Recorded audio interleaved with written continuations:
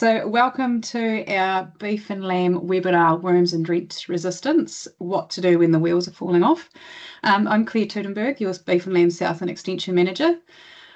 This webinar we've designed this evening is in response to what I've been hearing from farmers and vets across the region. So the results from fecal weed counts and lack of animal performance has been alarming as we've experienced quite a mild autumn in Southland. So this webinar has been designed specifically for the Southland conditions and farm systems. To support our farming community, I've pulled together our Wormwise expertise of Ginny Delansky, our Wormwise Program Manager, and our local Southland Wormwise facilitators, Donna Hamilton from Vet South and Rochelle from NS Vets. We advertised this as what to do when the wheels are falling off, and I guess, you know, we do have between us some experience, and myself coming from the North Island where this issue has been rolling along for quite a bit longer, certainly seen farms go through this issue with combination resistant worms in the autumn and make some changes and come out the other side. And I don't think that drench resistance has actually put anyone out of business yet. It certainly forced some farm system change and more monitoring. So the things, though, that we're going to focus on this evening are just that, you know, what are some key things that you need to be looking at when you're right in the thick of it. And then in our next session, we're going to start looking ahead to trying to farm our way out of it next season, and that might take more than one night. So this evening, we can't really give you recipes because everything is a little bit different for each farm, but we can give you principles, so we'll get into it. So yeah, these are some North Island photos, triple resistant trikes on a couple of different farms. And yeah, you know, you guys are now seeing what that looks like. I quite often get the question of why has it taken longer to get to us? I remember having conversations with people in the South Island several years ago when we first started seeing these levels of resistance in the North Island, and sort of saying at the time, I think that, you know, in the North Island, we just have more parasite life cycles in a year than you do. And the further north you go, the more of those life cycles we get. So, you know, Northland is the most challenging part of the country to farm sheep in, and that's one of the big reasons. There's just no winter break. The environmental stages of the parasites last all winter and thrive in the warmer conditions. And I guess as your winters are getting warmer, things will continue to change and the parasite challenge will continue to go up.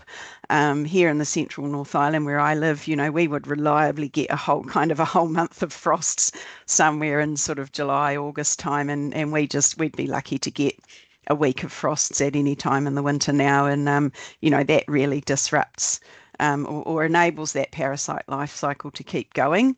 And we just get more life cycles in a year, therefore the challenge is higher. And there's just more screening of the worms being done by the drench if you're doing more drenching in response to that. So Rochelle or Donna, do you want to jump in and just sort of describe what you've seen in your patch this year?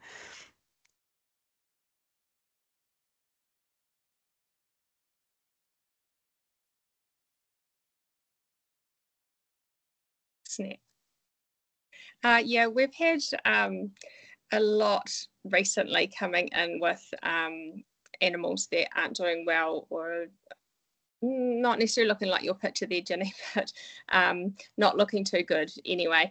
And yeah, particularly in the autumn, since probably since February, March, we've started to see more people have come in to talk to us about parasites, or they've talking to us about what's going on with that bottom end is just not picking up, and they're having trouble with them. So we've had I would say we've had a ton more postmortems to do this autumn than we have in many years. Probably 10, 15 years ago we might have sort of done the same number of postmortems, but they dropped off completely. But they're definitely back, and we're talking to lots of farmers, and often that's come at a time for them maybe that we could do a drench check, or that we're just doing a check to see what level those parasites are at, and quite often they're high. And other times we've been talking about doing drench checks more and more and more, and we are getting more in, which is super. And we're seeing quite a bit of problem, sort of potential resistance being identified there, but we'll do more testing on those down the track. But yeah, certainly ringing some warning bells. That's sort of what we've been seeing in our clinic. Yeah, and similar in ours, it probably starts off with people ringing up and sort of saying, well, they might be coming up close to being due a drench, or they might be at sort of 17, 18 days and they're looking like they need a drench already. So that might be the start of it. Maybe a bit of a reflection of the autumn, because we did have larval levels quite high through this autumn, so they were getting perhaps reinfected quite quickly. So just highlighting the challenge that we're seeing now in autumn, and then trying to figure out where that's come from, and then from there, when they have gone ahead to drench, encouraging those 10-day checks with some reasonably alarming results, with those which then lead into this whole big conversation that we're about to have. So yeah, starts off with a bit of not getting as long out of the drench as they thought, especially when they're trying to extend their intervals, and then some surviving eggs after the drench. Great, thank you. Oh, sorry, Donna. Yeah, just another thing that we've seen a number of times has been when we've done a 28-day drench check or fecal week count to see where those animals are at, and they've been okay. They haven't necessarily needed a drench straight away, so we've said, let's retest them. 2 weeks, terrible results, really high. So just a really strong indicator that those farms are loaded with parasites, and these autumn lifts are happening really, really quickly. So we've seen that a number of times, and the farmers would have come in and said they're terrible now, and they are when we do the tests. Yeah, what you're describing there is very typical of contaminated North Island hill country, where they've lambed over most of the farm, and then it's still sheep dominant for the rest of the year. If you fecal egg count at 28 days, it doesn't look too bad, and then a week later it's shot up, and people sort of are needing to stick to those 28-day intervals in those systems. But obviously this probably brings me on to my next slide.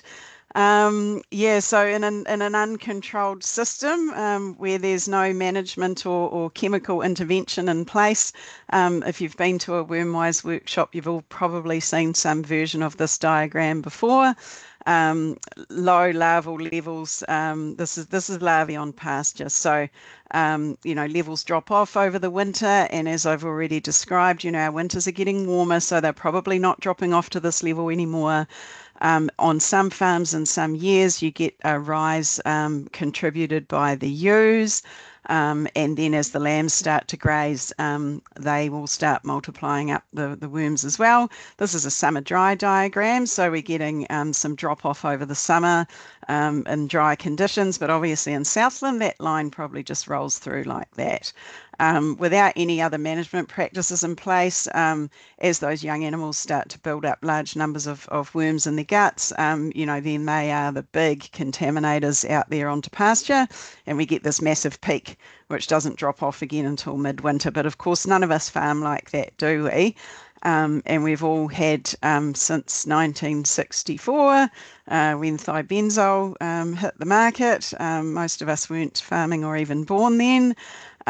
But we have these regular inputs of drench, which are able to limit this larval level to, when we've got highly effective drench, quite low levels of larvae on pasture, even if you're not doing any other management strategies in terms of cross grazing with cattle or cropping or other methods of reducing this challenge. The problem is, you've probably all been told that you won't see drench resistance with your eyes. It's something you have to test for to know that it's coming. And so I think people are seeing the results of this now. We've been using drenches that over the last 10 or 15 years are starting to leak quite badly in some cases. And so I think what's happened really is where we've just been using drench to manage this challenge on pasture. These drenches may have been 80% effective, 70% effective, 60% effective, you know, dropping a little bit every year, and allowing more and more larvae to survive in the sheep and building up larger numbers of larvae on pasture in between each drench. So by the time you're seeing that poor performance that Donna and Rochelle are describing, you know, you're up somewhere here in this larval peak. And it takes a lot to clean it up, and in many years it will just continue through to the next year. So we're getting this kind of downward spiral in terms of much higher levels of challenge on our farms. And, you know, if your Southland farms continue in that vein without intervention with other management, you will end up like some of the farms up here have, in terms of much higher worm contamination and more difficult to manage it. So getting in and making some changes and doing some different things in the next couple of seasons will be good advice, rather than just looking for the next drench family to use, because it's been really easy to just go into the shop and buy something different. But one, those last two are very expensive, and two, we are starting to see you know, development of resistance to both Zolvix and Startect, or suspected resistance anyway, on properties that have relied heavily on that, and in quite a short period of time, if that's the only products that they're using. So, and where are we at? This slide shows at a national level. These are the different worm species along the bottom. And the one that is causing you the problems in autumn with that black scour on the lambs is Trichostrongylus. You've probably all heard of it.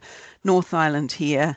We're up to 51% of cases now through Awanui. This is Awanui, or formerly Gribble's, resistance data. This is from the season just been. We've been tracking along in the mid-30s of tests for the last 4 or 5 years. You guys have caught up. And we're now sitting at 51% of tests showing combination resistant Trichostrongylus. So yeah, that worm, we have got to find different ways of managing that other than drench. Ag Research are about to publish a paper where they're using a new technology called Nemabiome to show which worm species are in sheep. And they've done a whole year of sampling lambs, two-tooths and mixed age ewes on farms up and down New Zealand. It's not a large set of farms, but what they have found with that testing is that Trich colubriformis, which is the main resistant trich that you're seeing, that is predominantly a parasite of lambs. It is still carried by the mixed age ewes and the two-tooths, but it is very much a parasite of lambs. So when we're thinking about managing this challenge that we've got, trichs are a parasite of, or Trich colubriformis is predominantly a parasite of lambs, and it's predominantly an autumn parasite. So knowing those two things, we've got to then look at ways on each of our farms, how can we adapt our management to make sure that as many of our lambs as possible are either not on the farm or not on grass once those trichs hit. And those are the strategies that are really starting to work on farms that have looked at this. And we'll come back to some of that in a minute. But I'll hand you to Rochelle now, and she's just going to talk about some of the local resistance data. Thank you. This is just a snap screenshot of a slide from one of our presentations for Northern Southland. But the thing behind this was just to highlight that each of those red dots was a case of triple drench resistance that we had identified last year. So I think there's about 16 dots on there. So there were 16 new cases of triple drench resistance in our region. And you can see it's widespread throughout the whole region. So it's not like it's sitting in pockets. And I think, Donna, you've probably can add just as many dots around the further south of that as well. What percentage of your tests that you did, Rochelle, would be those triple resistance? Well, it's a bit skewed because generally people that are doing the 10-day drench checks have already got an inkling that there's something wrong. So I'd have to I'm just guessing, but it would be something like 80%. Oh, wow. Yeah, sure. That's because not everybody is routinely doing a 10-day check to know that they're working. So the ones that are testing them are concerned for a reason, and they're probably right, you know. So yeah, it's a little bit skewed, and this is only the ones that come through our clinic. So a lot of people do their own testing as well. Okay, I'll move on to the next slide for you. And this is last year's stuff as well, sorry, but this is just an example of some of those 10 to 14 day checks. Really alarming when you start counting these. You start to check that you've got the right samples and the right containers, because as you can see, some of these are the same farm and different mobs, but yeah, you can just see some of those. It's like the drench didn't do a thing. We haven't got the pre-counts on here to know what the actual reduction was, but it can't have been good. Just a couple of points on this, though. These are farmer collected samples. So just if farmers are going to go out and collect your samples, I just want you to make sure that you are getting samples from the lambs in question. So not just out of the yard where maybe undrenched lambs have been, so that we're not painting a worse picture potentially. So just make sure they're the right lambs, not just any old poo from the yard, and that they're really fresh.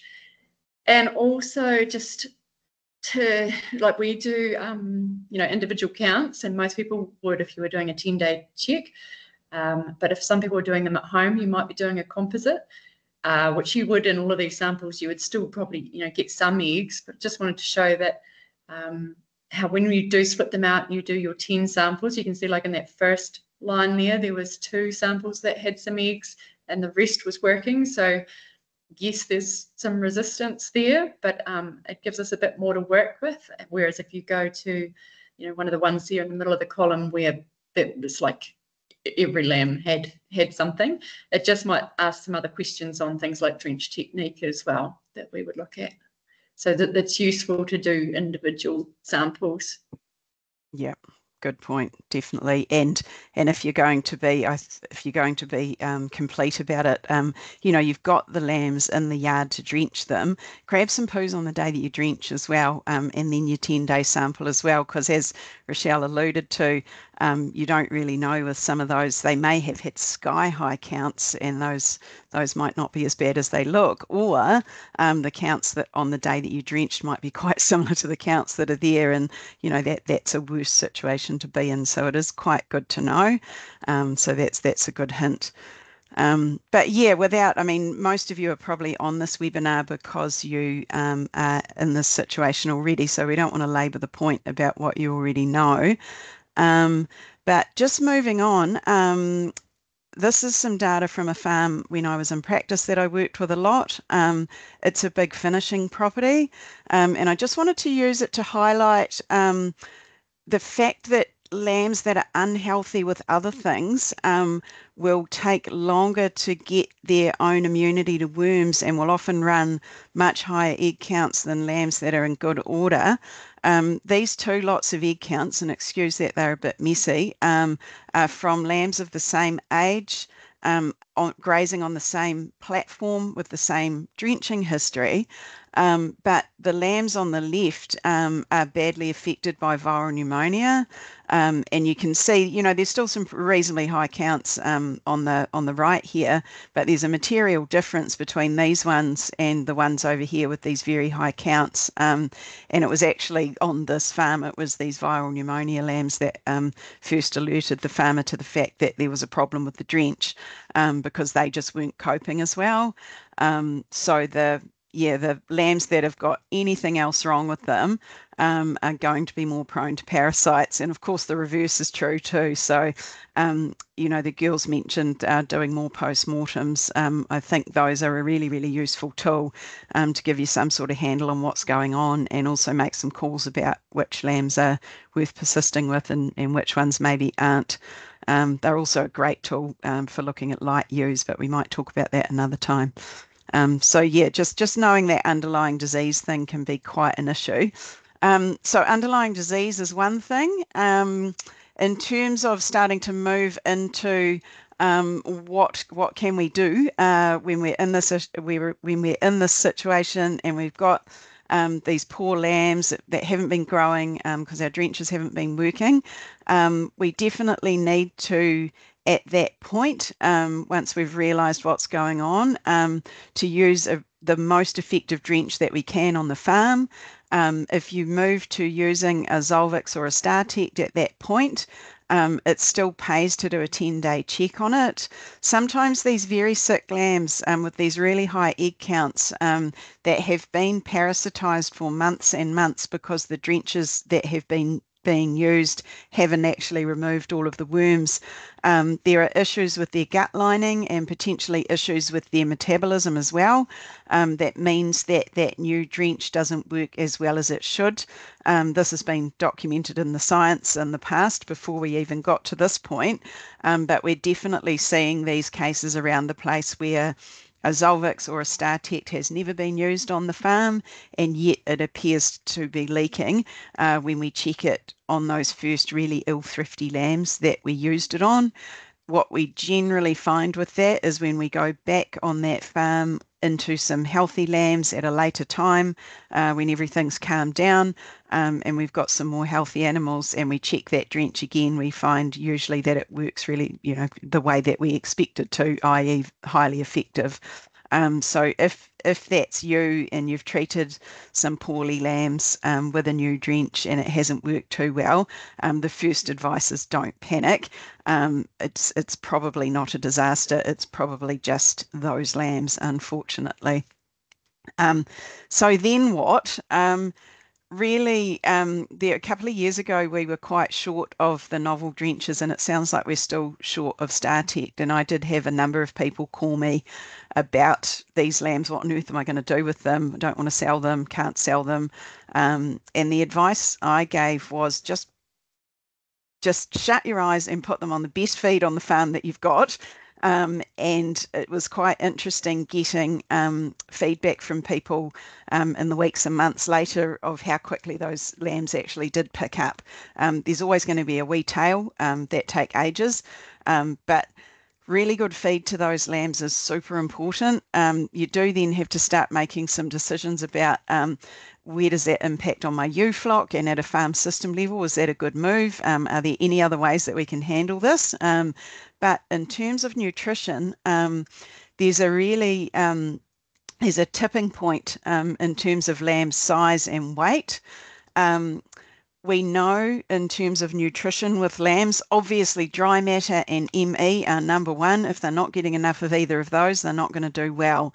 But when it comes to dealing with parasites, protein can be limiting in young light lambs, particularly over summer if forage quality drops off. Probably not so much of an issue in Southland, but it's certainly an issue in the North Island over summer when our pastures dry out. And you can see in this graph here, and I'll explain it, this line here, the green line, is the amount of, without getting into horrible detail, but it's basically the amount of protein in grass. And so when they're younger, their requirements for protein are far over what their daily intake of grass can supply. And we all know that, and that's why milk's so important. However, if we're weaning lambs sort of down in this range, which where I'm from is not uncommon, about 28.5 kilos is about the average weaning weight around here in the central North Island. It might even be a wee bit lighter. There's this period of time where if they're just on grass, it's actually the metabolizable protein in their diet that's limiting their ability to deal with the worms. The more basically the more protein in the diet, as long as everything else is good, the more that they can continue to grow and thrive even when they're a bit wormy. And that's one of the reasons that forages like chicory, sulla, lotus, and others are such good feeds for lambs, because they have way more protein in them than average grass. But you can see here that when lambs get to around about that 35 kilos, and it will depend on mature body weight. If you've got a high mature body weight flock, it's probably heavier than this. But once they get to around about that mid-30s, their requirement for protein for their organ growth and their skeletal growth drops off, and they can therefore then partition more protein towards dealing with worms. And that is about when we start to see, if we're regularly monitoring egg counts in ewe lambs, for instance, it's about then that we start to see them really drop off. So knowing this about your forages on the farm may be a useful piece of info when it comes to what am I going to do with feeding these jolly things. Let's try and find them the highest quality, highest protein feed that we can, which will help them deal with these worms as they grow through and get through it. So yeah, I mean, that becomes a whole farm system issue in terms of what can I allocate to lambs versus ewes versus whatever other stock classes I've got on the farm. But I just like that slide. Thank you, Andy Greer from Lincoln. I pinched that from Andy. It's a really good slide. So we're nearly there. Just wanted to go back to the drench thing. I've said it's important in the time that you are dealing with the crisis to use something highly effective, but also it's important in the coming season that you do some work establishing which drenches are effective on your farm. And for a while that might only be Zolvix and StarTect. The more times in a row that you use drenches that are 50 or 60 or 70% effective, or whatever your triples and doubles might be, obviously the slower those lambs are going to grow if they're just rotating around on permanent pasture, and the more pasture contamination they're going to do. This was a study that was done when Zolvix was first released, comparing lambs on a 5 drench program that got Zolvix all the way through, or a 50% effective white drench. And, you know, these are the numbers that if you were waiting to draft at a weight, they were going to be 4 to 6 weeks later. And at the end of the trial, the 5 months, the ones getting the ineffective drench were actually 9 kilos lighter than the ones getting a fully effective drench. So it is very much a farm by farm thing, and I'll definitely get good advice from people who know what they're doing. But don't think that 1 or 2 doses of a novel drench and then we can go back to whatever we were using and it'll be fine. That is something to watch. Knowing what worm species are prevalent on your farm at the different times of the year and what drenches work on them is really good information. So doing lots of drench checks, i.e. the 10-day checks that Rochelle and Donna were talking about, is really good, because as soon as you start seeing, you know, let's say we gave them a novel drench at weaning because we wanted something really effective, and then the next time we did a combination, for instance, and if that's leaking already, well, you don't just keep going with it. But if it worked really well at that point, I'd maybe do some larval cultures, see what worms are there, get as much information as you can, and just keep monitoring. That you don't want to sleepwalk into a problem. So lots of monitoring is really important. And these, just for the fun of it, these lambs were the group in the ag research trial that had only got the BZ drench the whole way through. And whenever I ask farmers about this in a worm-wise workshop, I always go, which ones are they? And they go, they're the ineffective drench ones, because a couple of them have got dirty bums. And I'm like, yep, but this one doesn't look too bad. He's quite round. That one might be a bit hollow. But, you know, looking at the feed that they're on, would you have picked, with your eyes, really honestly, would you have picked that each time these lambs were drenched for 5 months, that they were getting a drench that was leaving half the worms behind? I'm not sure that you would, because we are used to dags on green grass. And yeah, I just emphasizing that you won't pick with your eyes and you've got to keep monitoring. So that's the dealing with the lambs now, highly effective drench and the best feed you can find. I'm just going to really quickly whip to the ewes on the farm because I'm presuming most people are mixed breeding and finishing. So sorry to those of you who are straight finishers, but we'll just whip through a couple of slides on ewes. So I guess with the challenging season you've had, I know you've had a good autumn, but there may well be quite a bit of variation in condition in your ewe flocks. And allowing that to persist and not doing anything about it is going to cost you on the worm side as well. You can see this really nice graph here. I will, for disclosure, these are merinos. This is an Australian paper.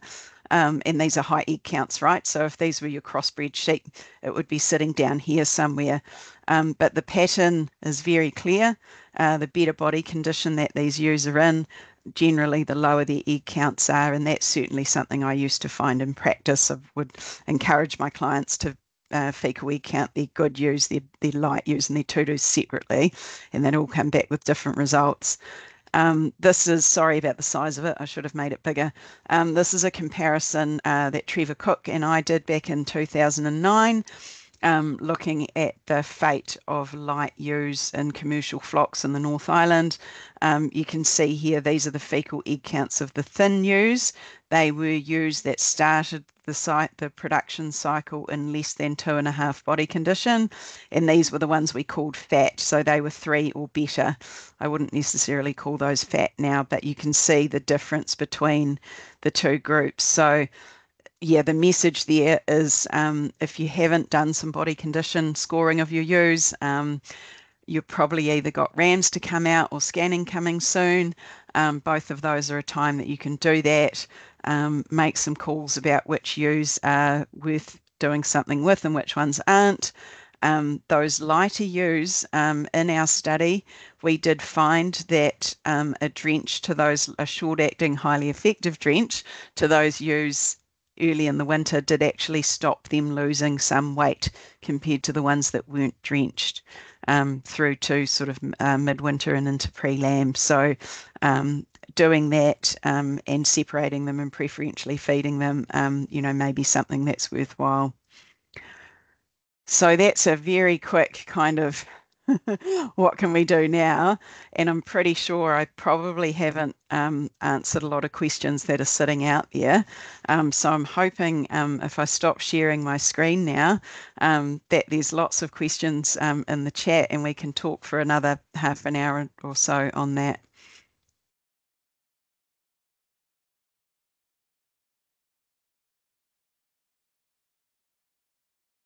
Okay, I've got the first one for you here, Ginny. Would you like me? I'll read it out. Does drenching sick lambs where the drench isn't effective increase your risk of developing resistance? And if so, is there a better way to manage the worm burden here, say summer forage crops? Yeah, that's a reasonable question. It's unlikely that those worms have survived the drench because they are resistant. Those examples were Zolvix and StarTech where the worms have never seen the drug before. It's highly unlikely that a whole bunch of those worms have got the genes in them to suddenly be resistant to Zolvix or StarTech, if that makes sense. So it is more likely to be something to do with the lambs. However, if that situation persists for months and months and you're constantly drenching poorly lambs that are not responding well to the drench, then that can't be a good thing for drench resistance.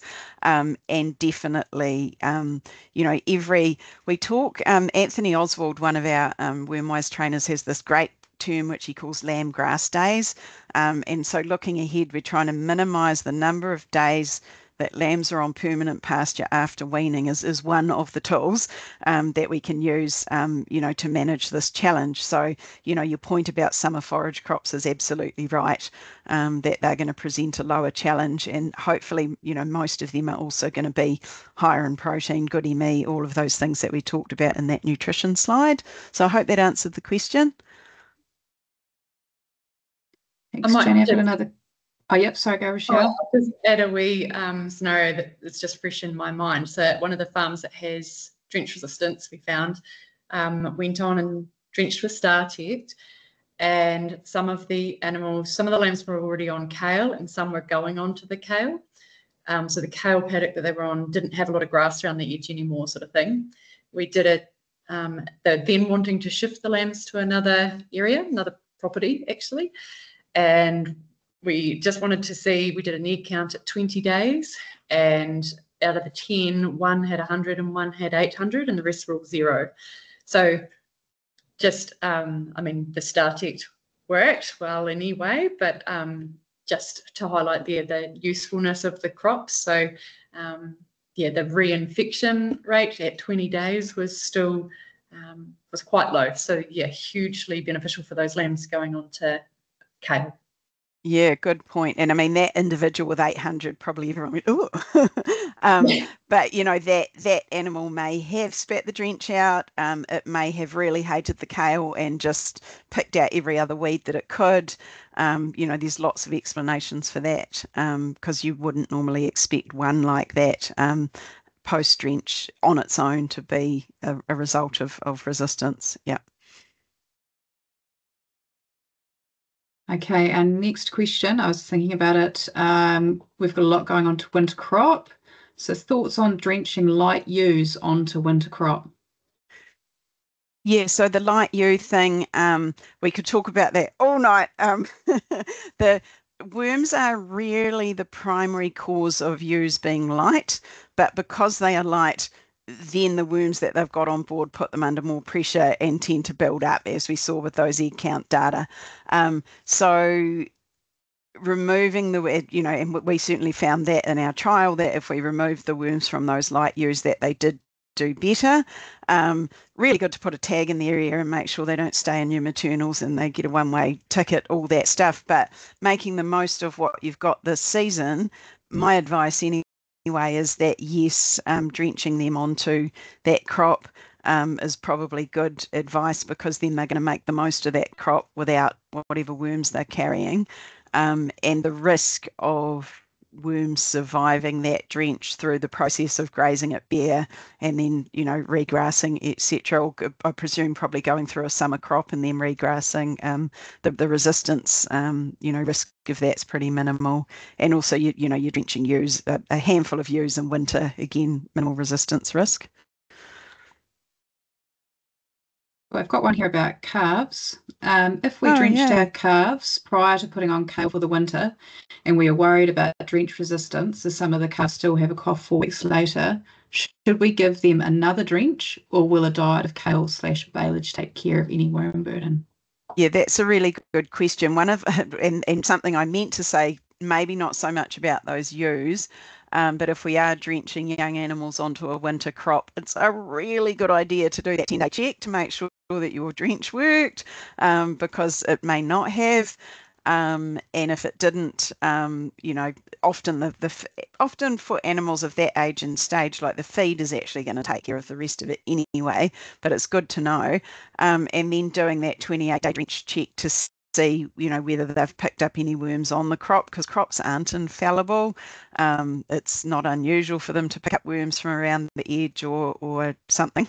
But the question about the calves and whether they're coughing, lungworm is only one cause of coughing in cattle. I might throw back to the other two who are more doing vet work than me, just to cover that off.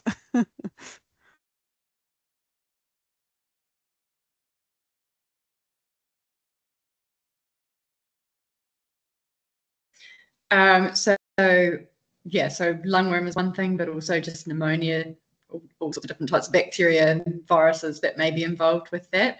The other thing is the life cycle, without going into it today, of lungworm is a little bit different to the other, you know, intestinal parasites that we talk about. So yeah, it's a little bit different. So it can sort of cycle slightly differently.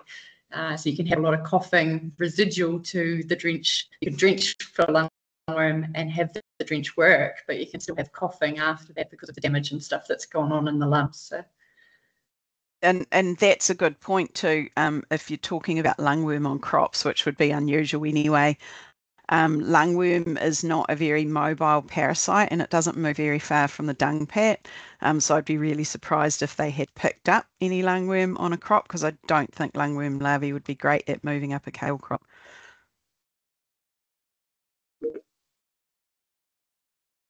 Cool. Of the 16 properties in northern Southland, how many of them are also drenching ewes? And does drenching ewes increase the chance of resistance? And is there a greater chance of resistance if capsules are regularly used? Yeah, so I'm thinking of those 16, probably almost all of them would drench tudus or ewes to some degree, if not all of them, some of them. And the reason why I can be fairly sure of that is a few years ago when we were trying to find a sheep farmer who didn't drench any adult stock from tudus onwards in northern Southland, it was very difficult. So, they might be drenching just the tail end of the triplet ewes or something like that. So there's some sort of drench going to somewhere. So of those 16 properties, I would think off the top of my head, all of them have drenched ewes. And Ginny's probably better to answer the next questions, but I would suggest anytime you're drenching any animal, you are increasing the risk of resistance. So yes, I believe drenching adult stock is one of the contributors. Yeah. What was the other question? Was capsules. So the next thing is anytime you drench, you can be putting pressure on the drench for resistance. But if that drench is ineffective, so the thing about the capsule is, again, testing, did the capsule work? Like, is it a fully effective drench? If it's not, then absolutely you're going to be increasing your chance of resistance. How many people are doing an egg count however many days after a capsule to check that one? Yeah, good point. And the work was done in the early 2000s. That big study that Dave Lethwick and his colleagues did at Flock House. It was a 6-year study where ewes and lambs were either the ewes got a capsule, the ewes got a docking drench, or the ewes got no drench. And the levels of resistance on those farmlets went up. The capsules were like that. The docking drench was like that, and undrenched ewes was a lot slower development of resistance. So absolutely, Ellen, drenching ewes is a risk factor, particularly through that spring period. But in saying that, those are systems where set stocked ewes and lambs, and then lambs are running around on the same area where they were born after lambing. So in systems where the lambs go somewhere else, to another property, to another part of the farm, a cattle block, a crop area, whatever, after capsule use, then potentially that is a lower risk system for developing resistance. But in nearly all cases, a system like that takes the pressure right off the ewes, and the requirement for capsules to mask the fact that the ewes under pressure just goes away. So, I've described that as just to sort of think about the farm system and what happens after weaning. But in general, all of those issues with ewes needing to be drenched can be got around with feed management and body condition management of those ewes. And I've seen some really cool, spectacular examples here of people who've really gone hard on that aspect, and not only beaten the drench resistance, but started to wean much bigger lambs that are just so much more flexible to deal with at weaning, and lots of lambs straight off mum after weaning, and it's really satisfying watching that. Most of us are buying rams from people who are using the New Zealand Maternal Worth Index, and a big chunk of that index is growth, and a big chunk of that in part is growth to weaning. So we've actually been selecting for ewes for a long, long time that can milk better than what we let them. And it's quite incredible when you watch what happens when people really, really work on that ewe feeding. And I'll stop now because otherwise I'll go on about that all night. That's a nice lead into the next question though, Ginny, around what impact does set stocking for 3 months at lambing have on the pasture contamination? The fact that nearly everyone is doing a pre-wean drench would indicate to me that we potentially are getting our spring management wrong by not rotational grazing and allowing pasture to have a break. Great point, and it's more about the feed management than the worm management in that scenario. Being all of that stuff. Starting winter with high enough covers, managing your feed, lambing on long enough covers, and then getting ewes and lambs moving as quickly as you can to both, manage pasture quality, but also give ewes and lambs choice, and particularly lambs. Their growth is absolutely driven by the amount of clover that they eat, and the longer that we stay set stocked, ewes are just absolute experts at mining clover out of pastures. Sheep are the worst, other than horses. Sheep are the worst grazers. And they just ruin pasture. So the more that we can keep them moving and get those rotations going, it's a feed thing as much as a parasite thing. And the more that our lambs are eating those high protein content legumes, really digestible, going through their system quicker, then they can deal with the parasites more easily as well. Totally agree with you.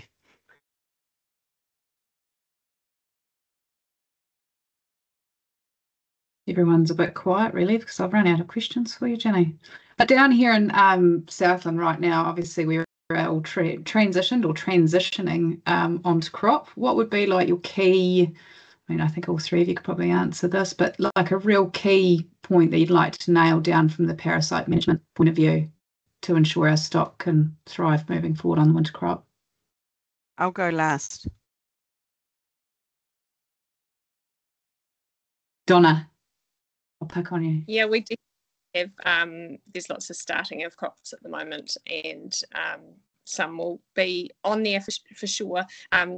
Just that gut transition management can't be understated. I think sheep are, they keep it all very close to their chest when they're not doing well. They don't just know that they're sick, whereas our cows just keel over and die. Our sheep are under the same stress. So I think that transition management through from grass pasture onto crops is still really important, even though the sheep don't show you too much. They're actually pretty tough. So the transition phase and working out how much they're going to actually get and eat. Yes, they will tell you, but you've got to give the opportunity for them to tell you. But it's better if you have a wee workout first. Keep them full if you can with whatever feeds you've got. Might be a combination of different things. And also just a wee reminder, if you haven't checked selenium levels, then we've seen hideously low selenium levels in the last 12-18 months. So any time's a good time to check that they're not deficient. There'll be a couple of my keys. What about you, Rochelle?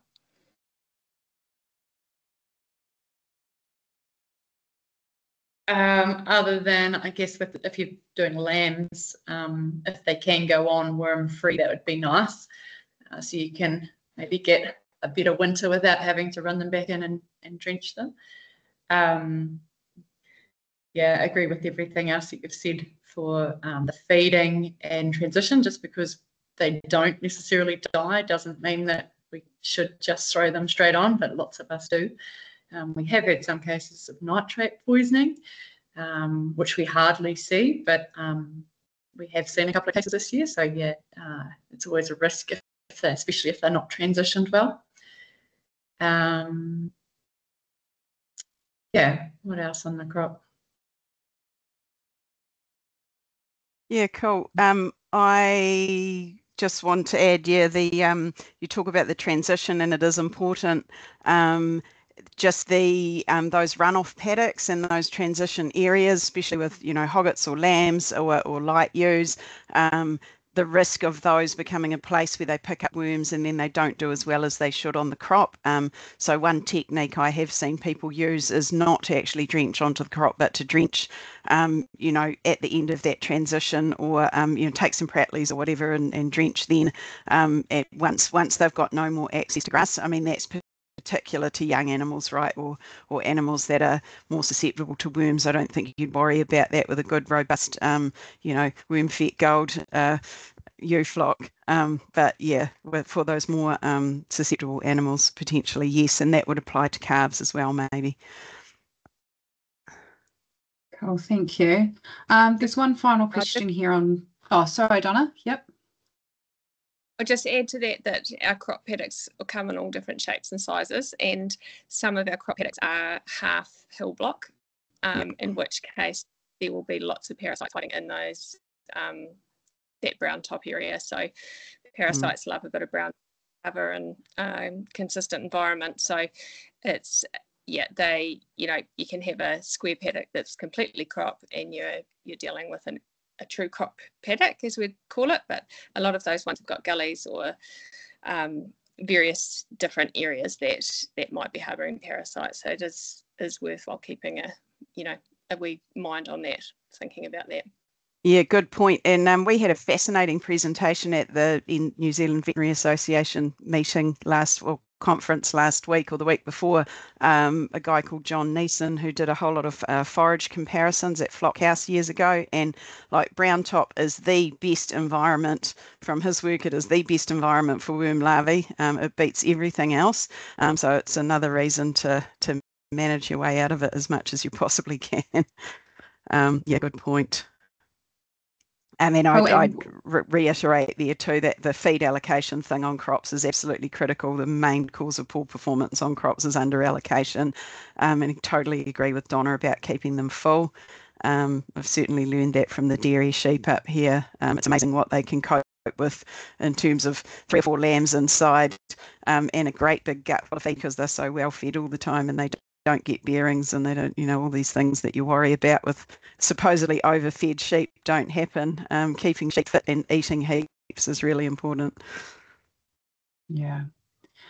We've got one last question here on genetics. So thoughts on using resistant genetics. Is there a place for this to fight parasites, and when is the best time to invest in these sheep? It's like planting a tree, isn't it? The best time to do it was 20 years ago, and the next best time is now, as long as it's not your whole farm in Pinus radiata. So yeah, absolutely. I think it's well established. Well, it is well established. We've got a good diagram on the Wormwise website showing the performance of those worm-fed gold flocks that have been selecting for parasite resistance for a long time. In terms of performance for the other traits, they're actually above the average for the rest of the industry. And yeah, that will give you a robust ewe flock that doesn't need drenching, which is what we keep talking about. But to quote one of the breeders from the North Island, who says, if you just buy my genetics and you don't change anything else, you'll be disappointed.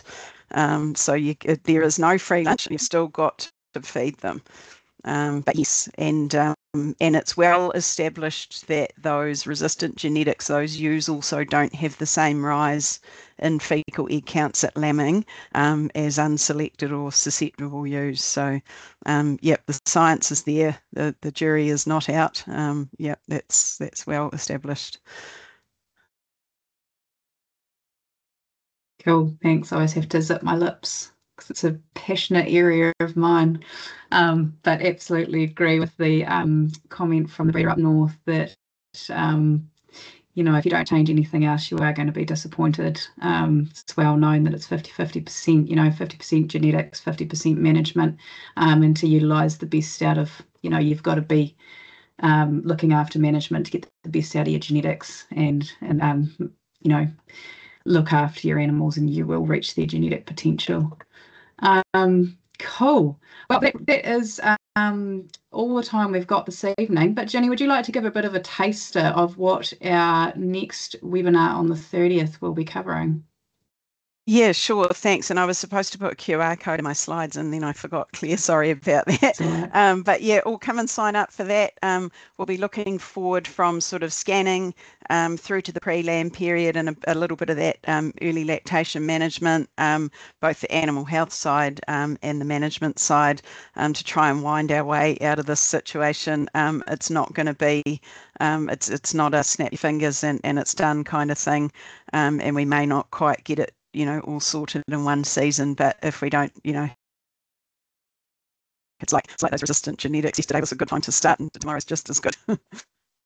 It is. No, that's great. And a huge thanks to Ginny, Rochelle, and Donna for joining us this evening.